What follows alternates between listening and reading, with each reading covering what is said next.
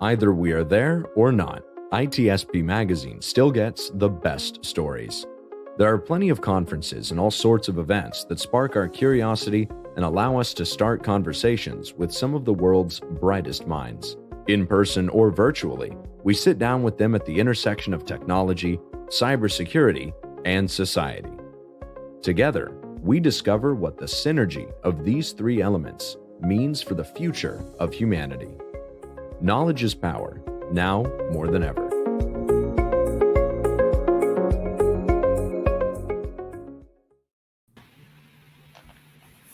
Here we are. And you're starting with mute? Is that how you're going to start the live streaming right there? Let's start the live streaming muted. That's always a good way. That's what I love about the live. Is that a flat tire on the road to Vegas? Is that what we just experienced? We made it all the way there, and then we got the flat tire. I think it make it more interesting. It's real. It's not script. It's not edited. We're just here, and we're excited. And what a better way to start, Sean? I know, such a cool guest to have on to kick off our streaming activities from Hacker Summer Camp. Mikko Hypponen, thanks for being on. Well, thanks for having me. It's great to be here. Reporting live from Mandalay Bay, Las Vegas, Nevada.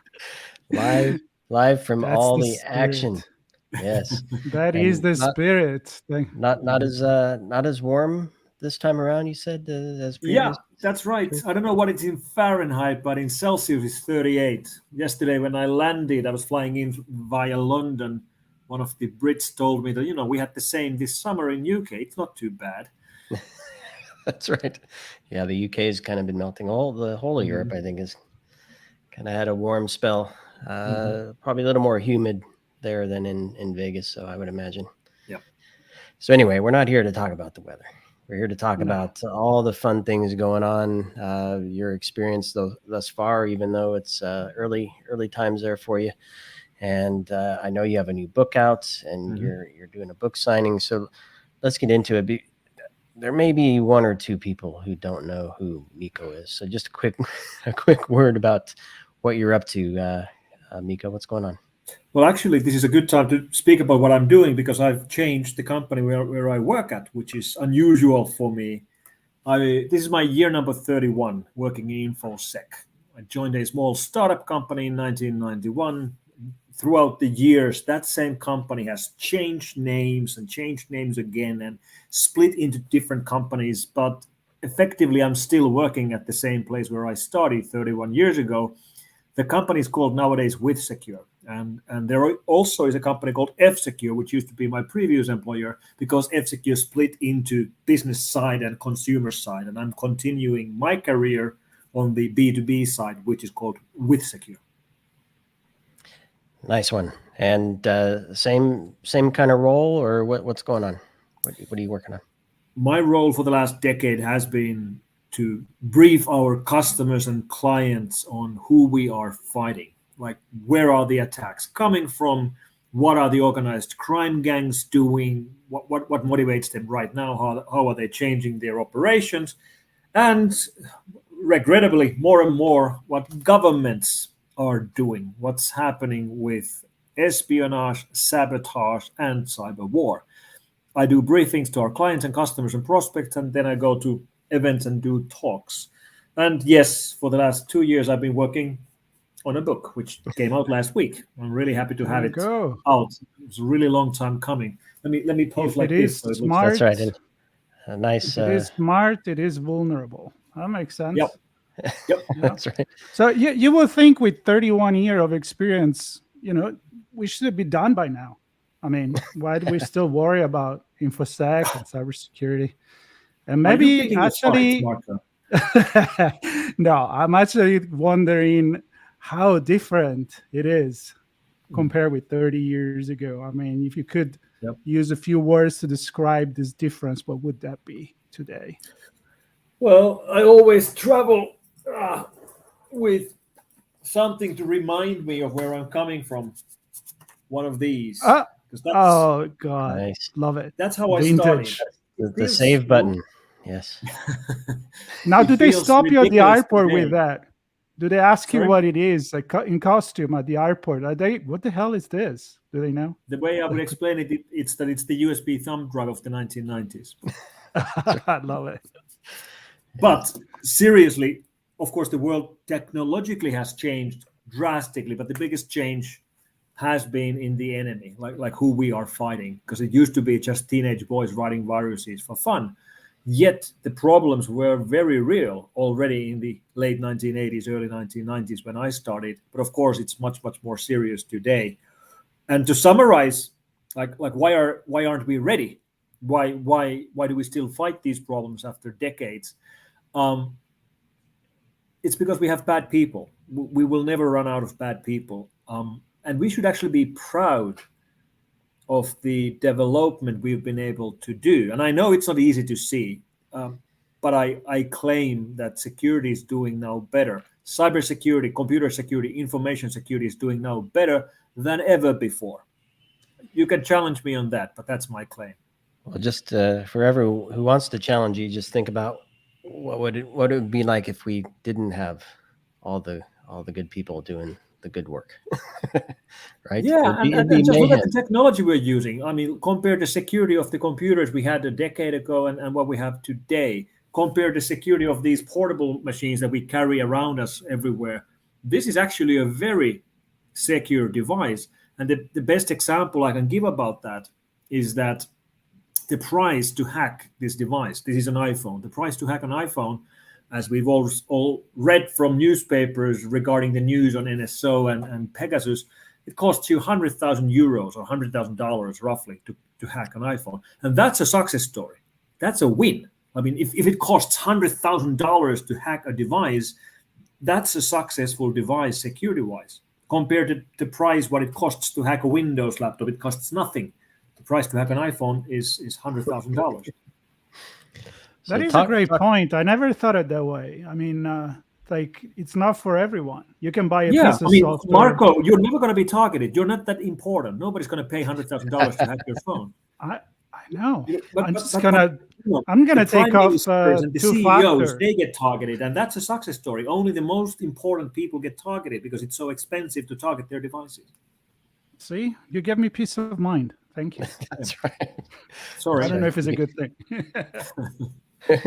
So speaking of devices, I don't know if your book focuses only on devices or not, but give us a background on what the book is about, what it entails, maybe an idea of why you bothered taking the time and effort to write a book. It's a compilation of the things. The books that I like to read are books which have hard facts, statistics, opinions, and then right next to them stories. And that's the way I wrote this book as well. The stories and anecdotes are from the 3 decades that I worked in this industry, because I know that we like to listen to stories. We like to read stories. I like to read stories. So that's the way I wrote the book. But then it contains large opinions and facts about where we are going to regarding computer security, our privacy, smart devices. The title is a reference to smart devices and IoT and how that's going to be solved. And then into heavy stuff, cyber war, nation state activity, exploit trade. And then I finished the book with some educated guesses about where we will be going, not in the next years, but in the next decades, because it's much easier to forecast what's going to happen in 20 or 30 years from now than what's going to happen in the next 5 or 10 years. Can you read us a story? I can tell you a story. Tell me a story. Maybe not read it. One of the stories I have in the book is about my neighbor. He came to ask me a question because he was selling his boat. I live on an island in the Baltic Sea, so everybody has a boat. And my neighbor was selling his, and he got a great offer. Somebody wanted to buy the boat from Switzerland, and we are in Helsinki, Finland. And he was curious, like, is this a scam? Like, what's the scam? So I had to explain it to him that, it is a scam, but nobody's trying to steal your boat. He was worried that they're trying to, somehow buy the boat and he's not going to get paid, because that's not the scam they were pulling. I checked it. This was a advanced fee transportation scam, where the idea is that they will offer you a great price for the boat, and they will even arrange a shipment company to ship the boat, and then they will pay you through PayPal the price for the boat and the price for the shipment, and then the shipment company will contact you and you pay the shipment company. And the whole scam is about stolen PayPal accounts. So when they pay you, that's going to get taken away from you by PayPal as they reverse the charges, and then the money you actually are going to lose is the payment you pay for the shipment company, which doesn't exist at all. So when you explain to people how the scams actually work, they're often surprised. Like my neighbor thought that they wanted to steal the boat. No, they just wanted to fool you with a fake shipment company where you end up paying the shipment, and the money you were given to pay the shipment will be reversed. It's incredible. And 30 years of stories like that wrapped up in this book. You're there. I know you have an event with Dave DeWalt you're participating in, and you have a book signing. Give us a little view into what's going on. Yeah, well, of course, everybody's waiting for the actual big black hats to start tomorrow. Besides, Las Vegas is on right now, off strip.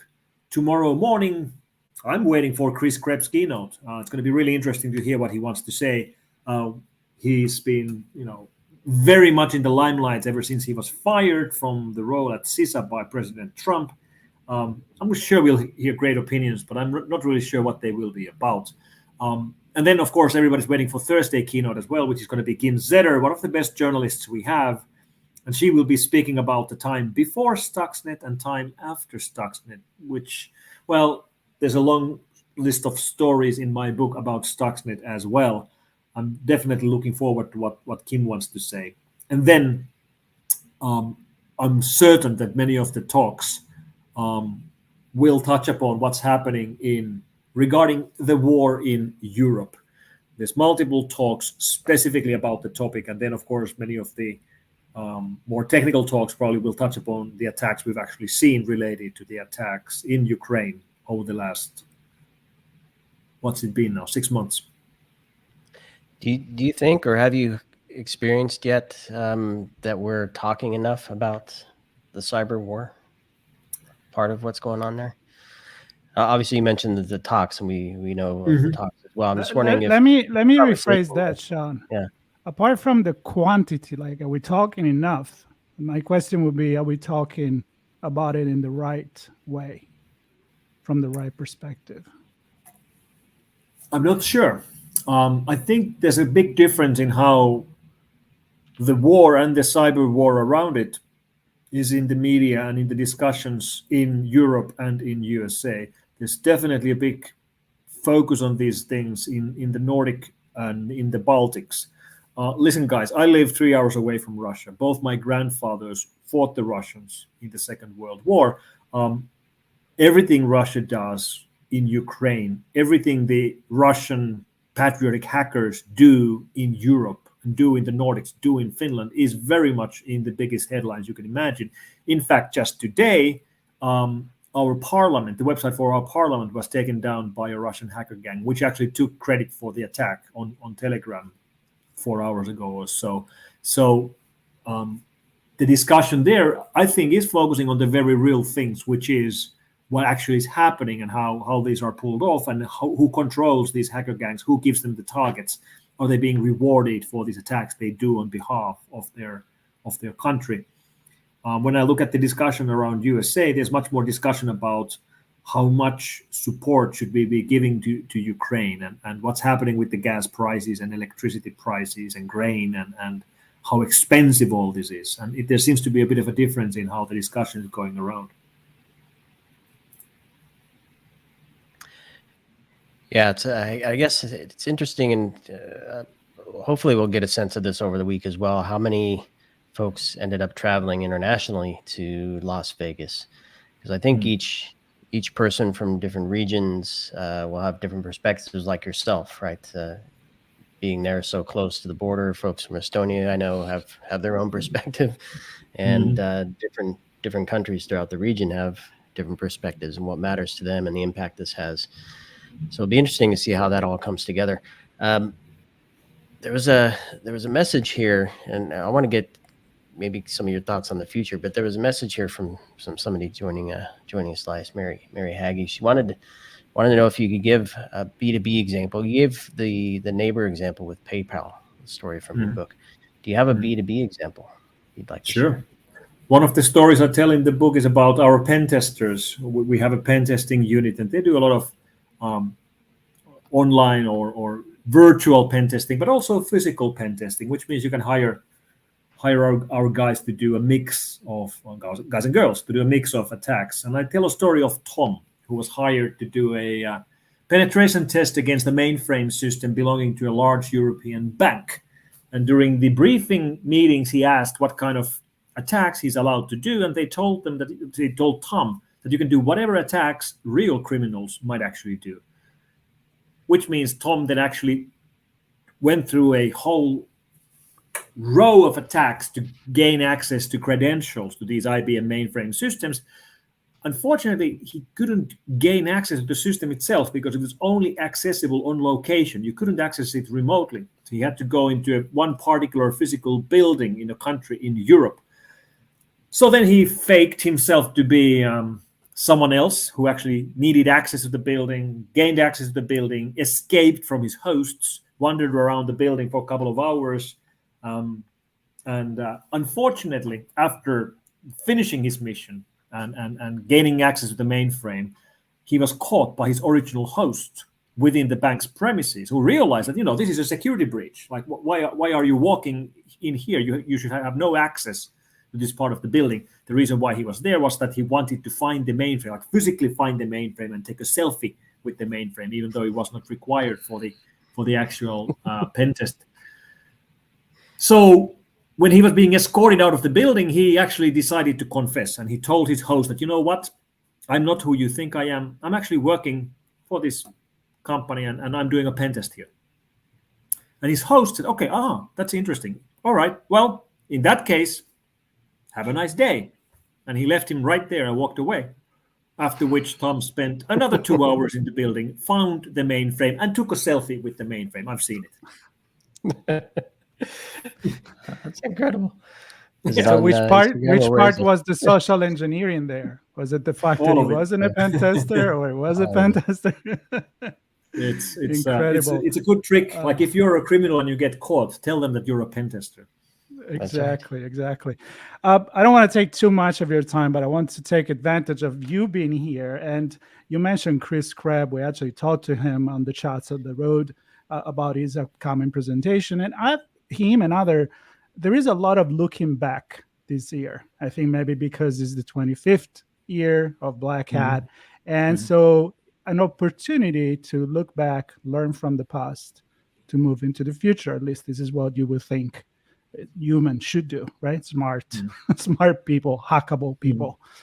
What's your vision for that? Just in a nutshell, where you see it going, maybe even from a global perspective. You mentioned the war, you mentioned, we learn how connected we are. I think that's one of the big lessons. One phrase I find myself repeating a lot nowadays is that after all these years in information security and in computer security, we should understand that we are no longer securing computers. That's not our job. We are not securing computers, we're securing the society. We are not securing computers, we're securing the society, because the whole society, everything around us, runs on computers. And that's a pretty big responsibility to give to a bunch of geeks and nerds that we are, but that's the responsibility we have. Great point. Who are you calling a nerd? That's what I want to know. I'm calling you a nerd, Sean. Yes. Well, He's Mikko, proud. I mean, I am proud of that. And a foodie. You can call me a foodie as well. I mean, I'm thrilled to have this time with you. I know it's a busy week. You're getting into it there, and I'm excited to have you on and to share what you have planned and some of the ideas you have. Congratulations on the book. Oh, and I have to tell you something I'm really proud about.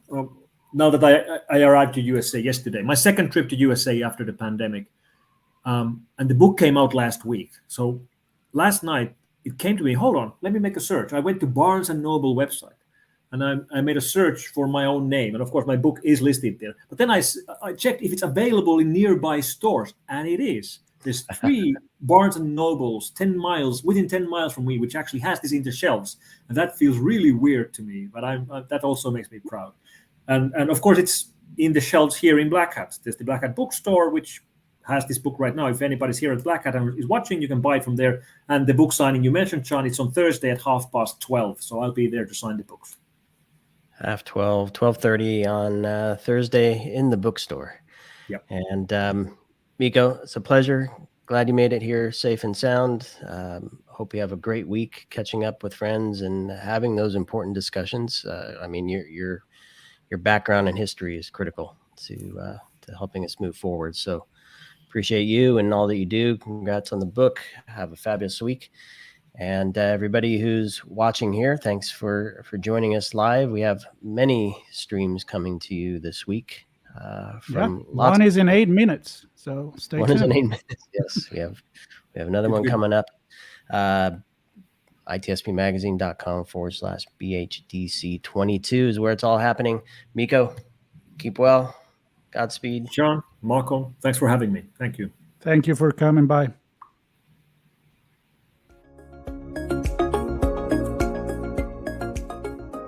We hope you enjoyed this episode of our on-location conversation. If you learned something new and this podcast made you think, then share ITSPmagazine.com with your friends, family, and colleagues. If you represent a company and wish to associate your brand with our conversations, sponsor one or more of our podcast channels. We hope you will come back for more stories and follow us on our journey. You can always find us at the intersection of technology, cybersecurity, and society.